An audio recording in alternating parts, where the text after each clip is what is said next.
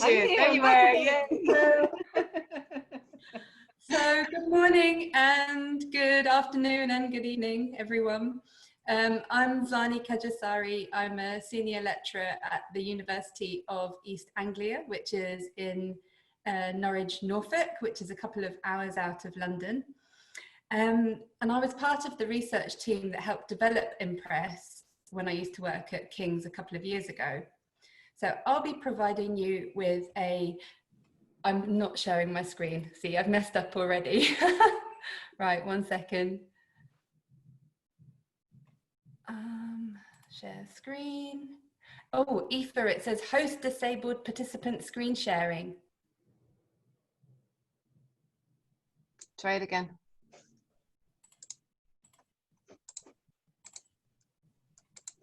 Is it working? Is that working? Yeah, starting. Yes, Yeah, yes. there you go. Great, thank you. Okay, so let me see if I can do that full screen. Yeah. So I'll be providing you with just a brief overview of the ImpRes tool and guide. And then my colleague Julie will provide an example of how she has applied ImpRes to design the Walk This Way intervention. So the development and the evaluation of ImpRes was led by our colleague Louise Hull, who is Deputy Director of the Centre for Implementation Science at King's. Now, sadly, Louise couldn't be here today to present this, so we're presenting on her behalf, but her email address is here along with ours if you have any questions. So you're welcome to add your questions to the chat box and we'll do our best to answer them at the end of the session. So I'd like to start by pointing you in the direction of our published paper, which outlines the full development and evaluation process that we undertook to create ImpRes. So this was published last year in Implementation Science. So as the field of implementation science has gained momentum, so has the need for guidance to design implementation research. So as a Centre for Implementation Science in the UK, we wanted to provide health services researchers with training in conducting implementation research and the opportunity to gain these skills. So the ImpRes tool aims to help you successfully apply implementation science concepts, principles and methods to implementation research by providing a step-by-step approach to designing high quality and rigorous implementation projects. So the ImpRes tool was developed using a multi-stage approach. So first we consulted an international multidisciplinary expert panel in an iterative consensus building exercise. So this involved brainstorming to generate components of the ImpRes tool.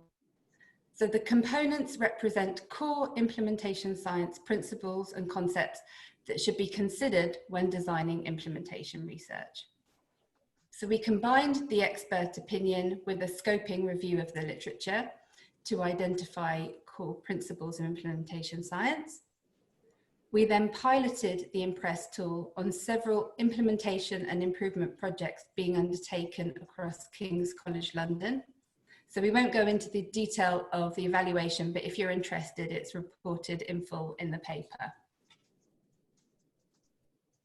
So the result of the development work led to the consensus that there were 10 core components that cover the core principles and methods of implementation science that research teams should consider when planning and designing implementation research in the context of healthcare.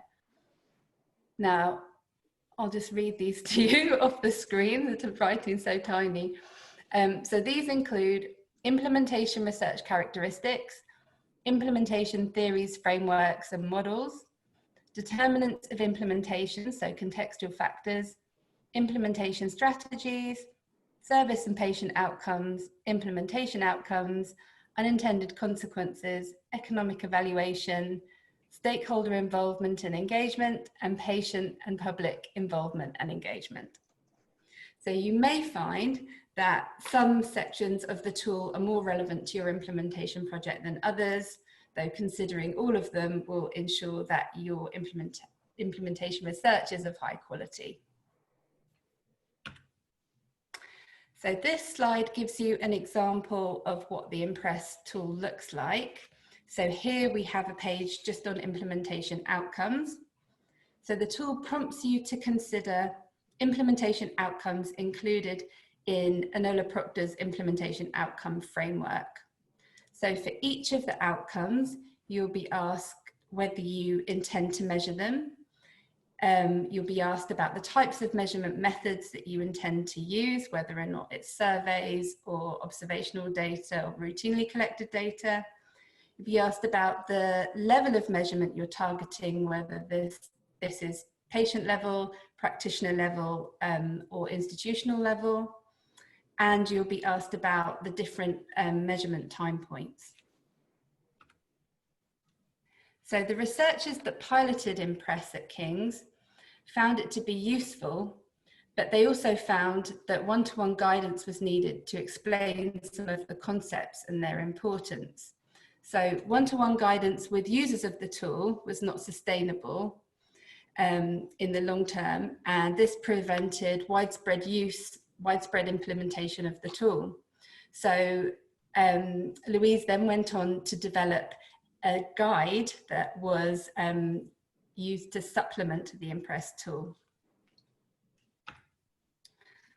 So the ImpRes guide provides a systematic step-by-step approach to designing implementation research and is intended to be used in conjunction with the ImpRes tool.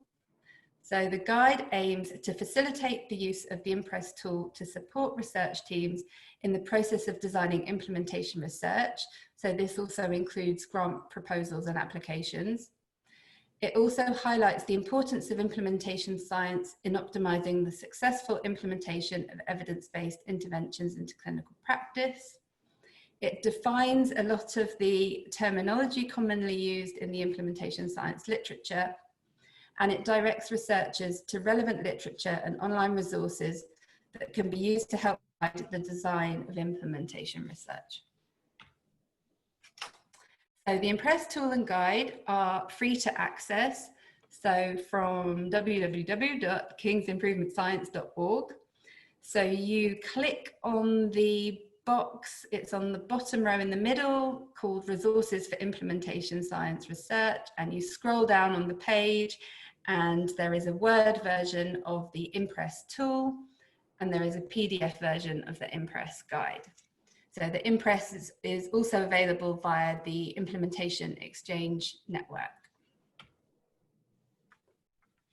So in conclusion, we have identified 10 domains representing core implementation science concepts and have developed a tool to prompt research teams to consider these domains when designing implementation research.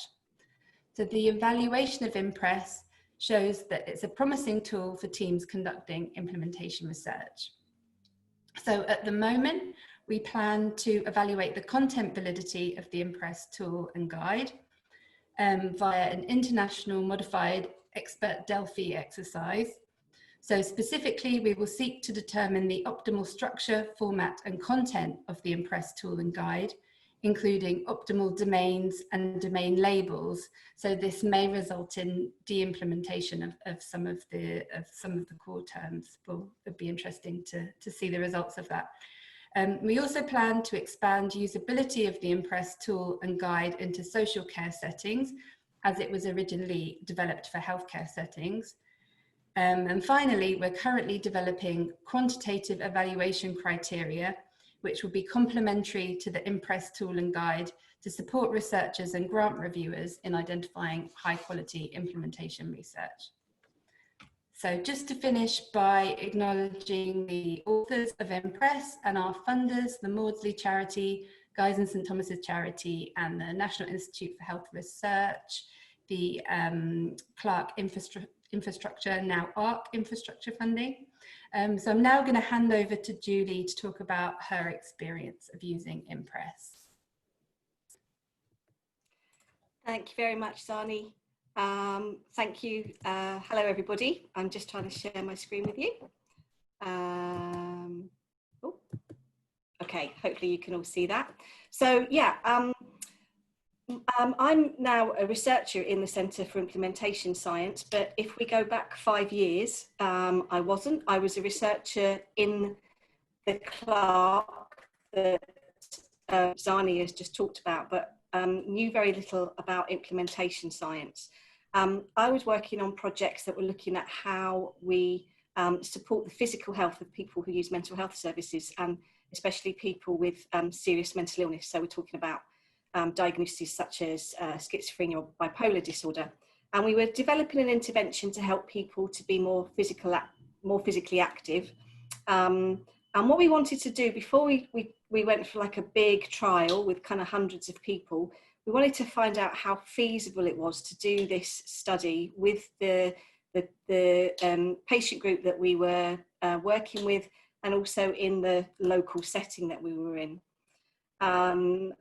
We were very lucky, I think, that ImpRes was just being developed when we started this, and so I managed to get in there and work with Louise, and she kind of went through ImpRes with me and how we could use it in our study. So this was a very small scale study, and so we went through the ImpRes tool, and what that really helped us to do was to think about implementation and what that meant, and what we needed to be looking at, what we needed to be thinking about, and what we needed to measure to think about implementation. And I think as Zarnie has said, we didn't use all the domains. We looked at them, but we didn't use them all. So what I'm going to do is just talk about the 4 key domains that we kind of used to help us to develop the intervention and develop the evaluation. So one of the first things that was really important for us was the sort of contextual factors. And we needed to understand our intervention, and we needed to understand where the intervention was going to be delivered. So our intervention had 2 main parts to it. It had an individual coaching element and then a group walk element. And we needed to find people to deliver the intervention who had those skills. So that, thinking about the characteristics of the intervention, really helped us to do that. And then we needed to think about where it was going to be delivered. So we needed to think about the team, culture and organisational characteristics. So the study was being done in a large NHS mental health trust, and it was being done with community mental health teams. So we needed to understand a bit about the structure and the culture of those things. Luckily, the research team had very good links. And it's interesting, those of you who've been in the session that we had just now with Annette and Sarah, and thinking about the stakeholder involvement and how important that is to understand those kind of contextual factors before you can start really talking with your stakeholders. The stakeholder involvement and engagement was really key for us. So we had occupational therapists delivering the intervention, and they worked in a team that was set up to help with research projects. So that was fantastic for us. We also worked with experts in coaching who helped us to deliver the intervention and design the intervention. And then we needed to work with the clinical staff in the community teams who were going to help us to recruit participants. So thinking through that involvement and what that meant, and how we develop those relationships that Sarah and Annette just talked about really clearly about, you know, how important that was again really key for us in terms of helping the intervention to be successful as it could be. And then the other 2 things that we really focused on was, one was around implementation strategies. And for us, this again, it was about working with our stakeholders, explaining what the intervention was trying to do, and what we were expecting from them. And luckily, I think for us, because we were doing an intervention around physical health, you know, that's become very, very seen as much more important in recent years in mental health services. So it was really helpful for us because people were really on board with that already. We also needed to support the clinicians that who were helping us to participate, so they understood who we wanted to recruit to the project, and also trying to keep the burden to them for them to the minimum, which was really, really important. And then I guess perhaps most importantly, the implementation outcomes. And there is a kind of whole list of implementation outcomes that we could have looked at, but these were the 4 that were most appropriate for us.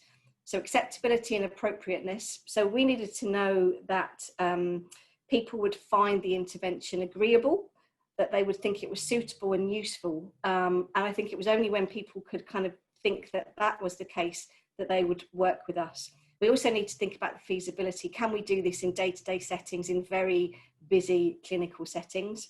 And the last thing I think was fidelity. So we needed to have a way of understanding whether what the people delivering the intervention were doing was actually what we were kind of expecting them to do and what we wanted them to do. And so we worked with them around, especially around the coaching aspect of it, to kind of work out how we measured fidelity, where we used people, the OTs recorded the sessions if the participants were happy, and that was used in supervision. And we also used the coaching competencies to actually measure the fidelity.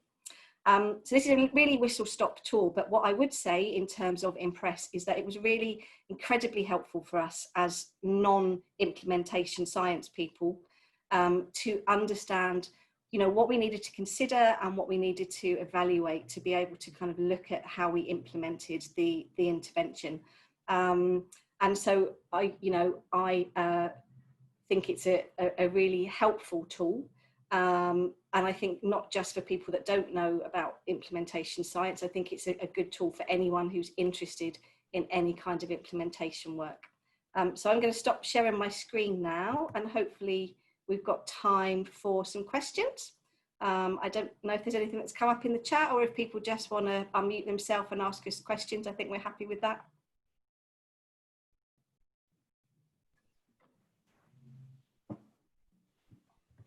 We've obviously said everything we needed to say, Zarnie. Everyone, you're allowed to turn on your videos if you want to chat to Julie and Zarnie and Annette, so they can see you and use your microphones or whatever, or chat. Put it in the chat if you have a question. I've got a question. Just about, you mentioned about how you support the use of the tool and the need for the guide, and was it the coaching didn't work without the guide? You need. I couldn't quite. Yeah, so when Louise started piloting the work with the different research groups across King's, she found that some of them that were happy to just work with the tool in isolation and go ahead and use it without any feedback whatsoever or support whatsoever, whereas some research teams really felt a bit out of their depth with the tool as a standalone document to guide the design of their research. So in those situations, she would then arrange a meeting with the researcher or the research team and go through it step by step and explain in a bit more detail some of the concepts and why they were important. And so I think we piloted it on 15 different research groups. So in that context, it was fine for her to go out and meet up with the different teams. But in terms of creating a scalable, useful tool for other researchers to use, she felt that actually it would be useful to develop the guide as well. So the idea is that the tool and the guide essentially replaces Louise's one-to-one. Sorry. Okay. I think that the helpful thing about the guide is that it has lots of links to, really useful kind of papers and resources that help to really kind of, flesh out what you're thinking about with that. So I think the guide is a really helpful thing to have alongside the tool. Yeah.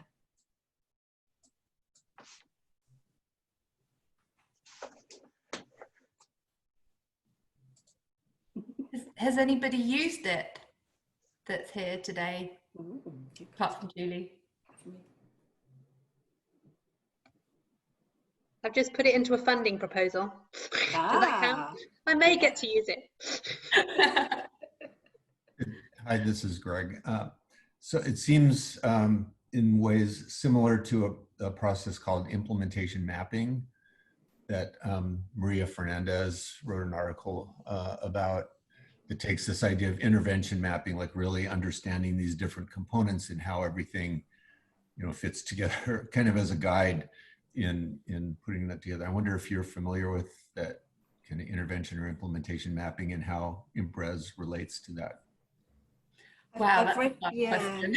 yeah, I have read a little bit about implementation mapping because we were looking at using that on one of the projects that I was working on. I mean, I guess they have similarities in that what they're trying to do is kind of guide you through the process, so you can kind of understand what do you need to be thinking about at each stage. I guess ImpRes is slightly different in that it sort of takes a bit of it kind of takes a broader view potentially of those kind of stages, but I think it's a similar, and I guess how people use it might be different. So I guess with the ImpRes, you can dip into certain bits. You don't have to use each part of it to kind of, you know, to guide things. So we didn't use all of it because it wasn't appropriate for our study. But yeah, I think it's, yeah. That sounds really interesting. I hadn't heard I've heard of intervention mapping.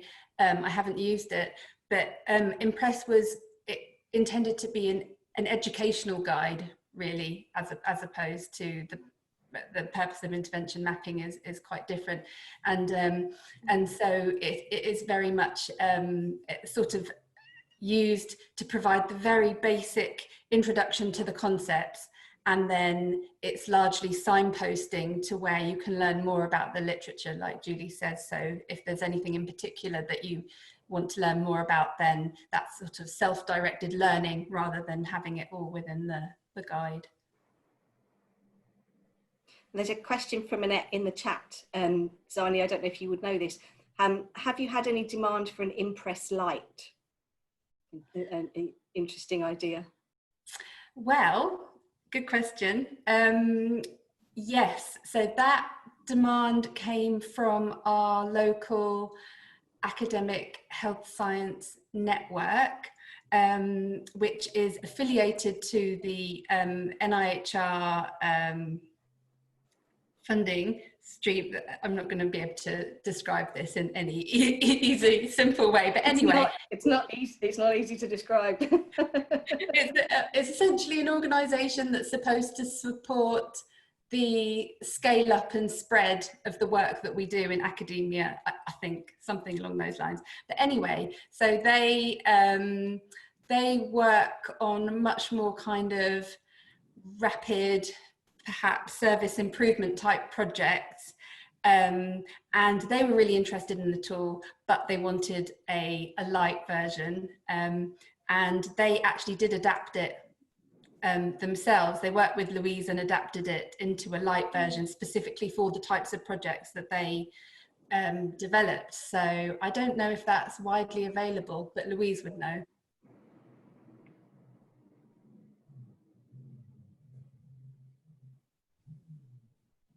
So I'm not sure how long our session goes on for. Does it end at? So you just got, I'm just about to put up the slides now. So We're done. Sorry, I realize I'm coming in like Big Brother, but I'm running in and out, so I didn't want anyone to. So yeah, if you, yeah, so I'll put up the slides, but you're free to keep talking and chatting as you like. I put up the right ones this time. Just to respond to Tracy, if that's something that you are interested in, I can see if I can get hold of the lighter version. So yeah, thanks for that. Yeah.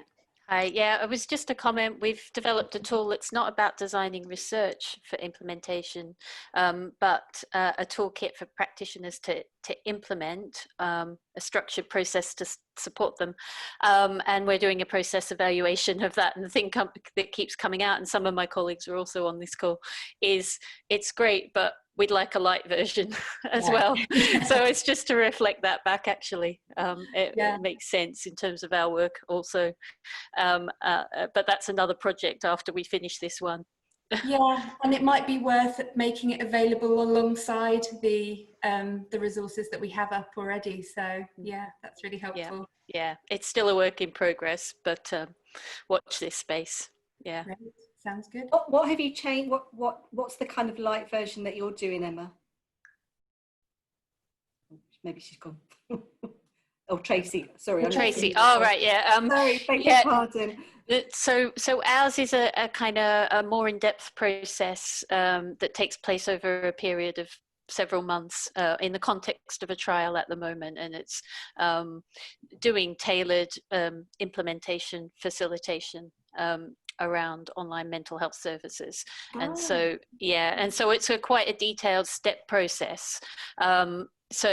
So not surprisingly, they're interested in a light version also, but we're thinking about how we might do that. It's one of these things they like to go through supposedly in full the first time, but then maybe next time they want to use it, it would be helpful to have a more condensed. Well, that's just one of the views that we're getting from people that we're interviewing.